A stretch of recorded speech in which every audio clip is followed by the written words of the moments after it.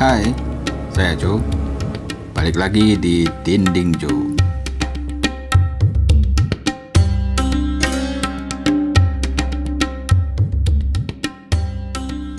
Kisah kali ini terjadi di kota Ahmedabad, Gujarat, India pada bulan Oktober tahun 2020.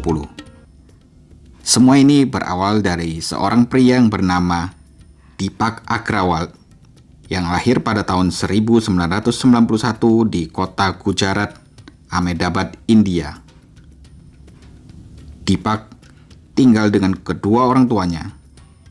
Ayahnya bernama Ramniwas Agrawal dan ibunya bernama Rekha Agrawal. Keluarga Agrawal ini berasal dari Pali di Rajasthan dan telah tinggal di kota-kota selama 1,5 tahun terakhir. Deepak adalah merupakan anak yang baik, sederhana dan sangat patuh terhadap orang tuanya. Dia juga sangat pintar di sekolahnya, nilai-nilai akademiknya selalu bagus. Deepak bahkan merupakan lulusan sarjana S2, dan dia juga memiliki perusahaan penggalian granit di negara bagian Gujarat. Nah, saat dia sedang kuliah S2-nya, dia bertemu dan berkenalan dengan seorang gadis yang bernama Naira.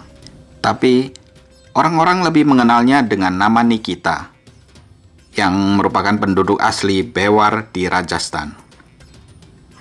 Setelah berkenalan lebih dekat, akhirnya mereka berpacaran sebelum melanjutkan ke jenjang pernikahan. Walaupun Deepak sempat mengaku kepada Nikita kalau dirinya mempunyai kelemahan, yaitu kemungkinan besar dia tidak bisa memberi Nikita keturunan. Namun, Nikita tidak mempermasalahkannya. Karena mereka saling mencintai, akhirnya mereka menikah pada tanggal 12 Januari tahun 2020. Pernikahan itu berlangsung di Royal Homes di seberang Satyamev Vista di area kota-kota. Keduanya saat itu sama-sama berusia 28 tahun. Setelah menikah, mereka menumpang di apartemen kedua orang tua Deepak di lantai pertama Blok D di Royal Homes di kota-kota. Walaupun tidak punya rumah sendiri, tapi mereka berdua sangat bahagia. Usaha bisnis Deepak semakin lama semakin maju. Bahkan, dia menambah cabang baru di luar kota. Deepak berharap Nikita bisa menjaga kedua orang tuanya dengan baik saat dia tidak di rumah. Namun, dari sinilah masalah dimulai. Nikita ini rupanya sering berkelahi dengan ibu mertuanya. Bahkan suara mereka bisa terdengar sampai ke tetangga di apartemen lainnya. Mereka juga saling menghina. Keduanya sama-sama keras kepala dan tidak ada yang mau mengalah. Ada kemungkinan si ibu mertuanya ini tidak suka dengan Nikita karena dia menganggap Nikita telah menguasai keuangannya Deepak. Dia pikir Nikita itu cewek matre yang hanya mau uangnya Deepak saja. Karena kalau bukan karena uangnya, gak mungkin seorang gadis secantik Nikita mau menikah dengan anaknya yang mandul. Sebenarnya bukan itu saja.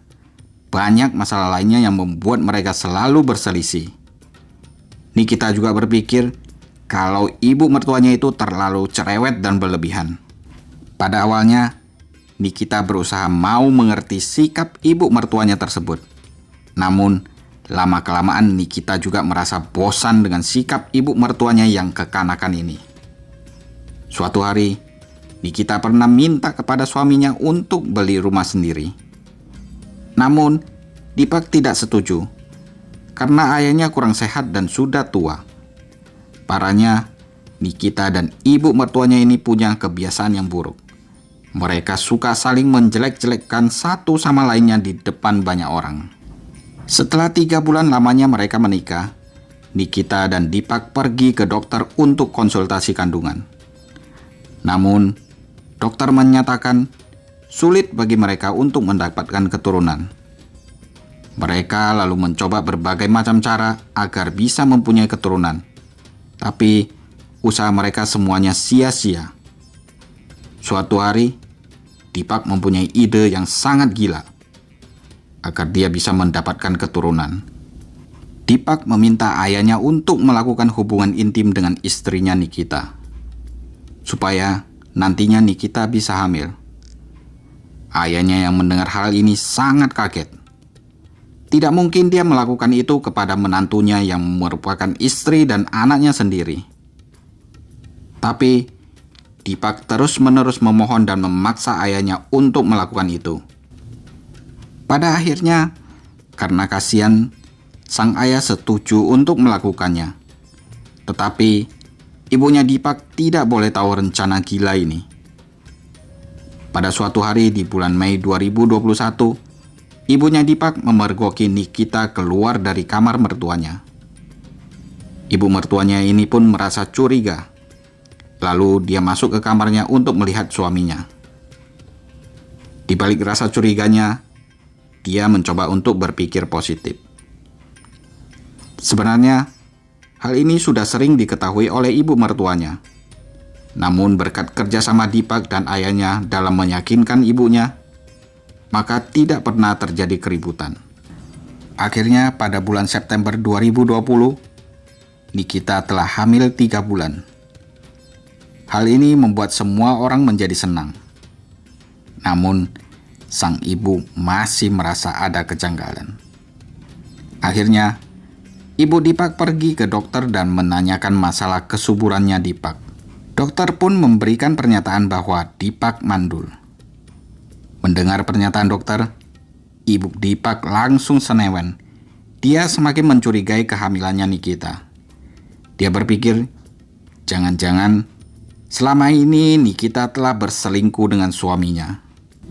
Sepulangnya dari dokter, dia kemudian mencoba menanyakan hal itu kepada Deepak dan suaminya. Namun tidak ada yang mau mengakui. Hingga akhirnya ibu Deepak mencari tahu sendiri. Tetapi tetap tidak ada bukti yang dia dapatkan.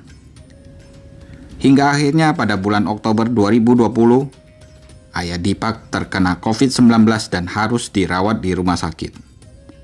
Dan pada tanggal 27 Oktober 2020, Nikita di rumah sendirian, sedangkan Deepak lagi di tempat kerjanya. Di sisi lain, ibunya Deepak sedang menjaga suaminya di rumah sakit. Sepulang dari rumah sakit, dia langsung pulang untuk menemui Nikita yang sedang memasak di dapur. Dia kemudian menampar punggung Nikita dari belakang dan mengatakan pada Nikita, "Bayi dalam perutmu itu bukan anaknya Deepak, tapi milik suamiku." Awalnya, Nikita yang sempat bertanya kepada ibu mertuanya tentang keadaan ayah mertuanya yang masih sakit di rumah sakit, menjadi syok mendapatkan perlakuan seperti itu. Nikita yang masih tertegun melihat ibu mertuanya langsung marah-marah dan memaki-maki Nikita dengan kata-kata kasar.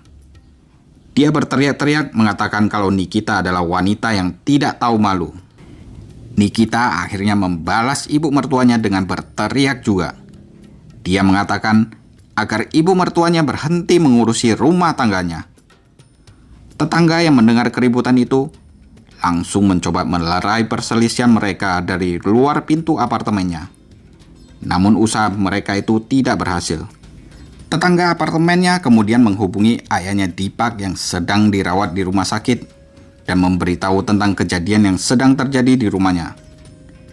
Ayahnya Deepak lalu langsung menelpon anaknya Deepak agar supaya dia segera pulang ke rumah. Hal ini mendorong Deepak untuk menelpon Nikita. Sedikitnya ada 5 kali dia mencoba menelpon HP-nya Nikita, tapi tidak dijawab-jawab oleh Nikita. Kemudian, dia lalu menelpon nomor HP ibunya. Dan ternyata, Nikita lah yang mengangkat telepon tersebut dan bercerita kepada Deepak. Nikita bercerita bahwa dia bertengkar dengan ibu mertuanya dan ibu mertuanya telah memukulinya. Lalu Nikita pun memutuskan panggilan telepon dari Deepak. Deepak menjadi panik. Dia segera meninggalkan pekerjaannya. Dan sesampainya di rumah, Deepak menggedor pintu.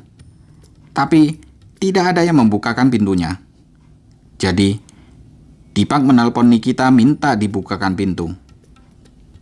Ternyata Nikita mengatakan kepada Deepak kalau dia terkunci di kamarnya dan ibu mertuanya lah yang telah mengunci dia dari luar. Deepak lalu meminta izin tetangganya untuk melihat rumahnya melalui apartemen tetangganya itu. Tetapi tirai rumahnya menghalangi pandangannya.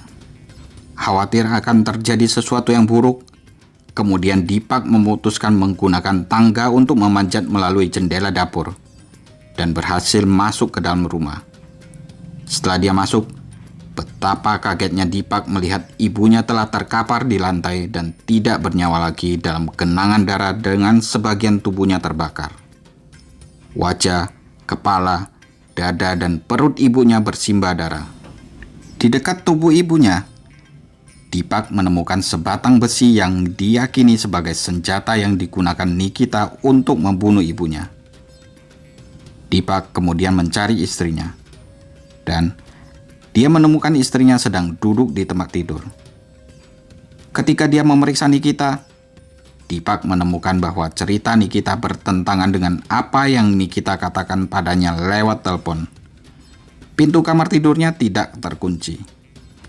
Ketika Deepak menanyainya tentang hal itu, Nikita berkata bahwa dia tidak bisa bangun untuk membuka pintu karena badannya lemah. Kemudian, Deepak pun memutuskan untuk menghubungi polisi dan petugas medis untuk segera datang ke rumah mereka. Sekitar pukul 11.30 malam, petugas medis datang dan memastikan bahwa Reka telah meninggal dunia. Beberapa lama kemudian, polisi pun berdatangan. Mereka mengirim tubuh almarhum mereka ke rumah sakit PM Art untuk diautopsi. Nikita kemudian dibawa ke kantor polisi untuk diinterogasi. Awalnya, dia membantah kalau telah membunuh ibu mertuanya. Dia mengatakan hanya membela dirinya dari ibu mertuanya yang marah-marah terhadap dia. Namun pada kenyataannya, dia telah membunuh ibu mertuanya dengan cara memukul wajah ibu mertuanya dengan besi. Pukulan di kepala itu menyebabkan darah menggenang di TKP dan darah berceceran di dinding juga. Selain di wajah, Nikita juga memukuli badan mertuanya dengan besi. Dan bukan hanya itu saja. Setelah memukuli ibu mertuanya hingga tewas, Nikita pun berusaha menutupi kejahatannya dengan cara membakar tubuh ibu mertuanya. Rupanya, Nikita merencanakan kematian ibu mertuanya ini seolah-olah disebabkan oleh kebakaran. Namun untungnya, rencana itu gagal. Setelah pengakuannya itu, Nikita akhirnya dipenjara sambil menunggu persidangannya. Dikarenakan Nikita sedang hamil, pengadilan pun menunda hukumannya. Dia juga ditempatkan di penjara khusus agar steril dari virus corona sampai anaknya lahir. Akibat kejadian ini, daerah di mana Deepak dan Nikita tinggal pun menjadi heboh karena disorot oleh berbagai media massa, di mana seorang menantu menghabisi nyawa mertuanya. Seorang pejabat polisi yang terkait dengan kasus tersebut mengatakan kepada media massa yang bernama Mirror bahwa Nikita memukuli Reka dengan tongkat begitu keras hingga tengkoraknya retak. Kemudian, dia mencoba menyeka noda darah dengan spray.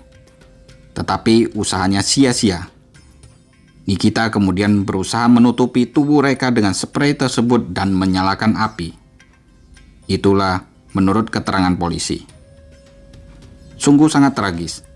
Seorang menantu melakukan hal mengerikan seperti ini terhadap mertuanya sendiri. Siapakah yang salah? Apakah Reka sebagai ibu mertua yang selalu merecoki menantunya? Atau Deepak yang meminta ayahnya untuk menghamili istrinya sendiri? Atau Nikita yang jengkel terhadap ibu mertuanya dan lalu membunuhnya? Nah, gimana menurut kalian? Tulis di kolom komentar ya.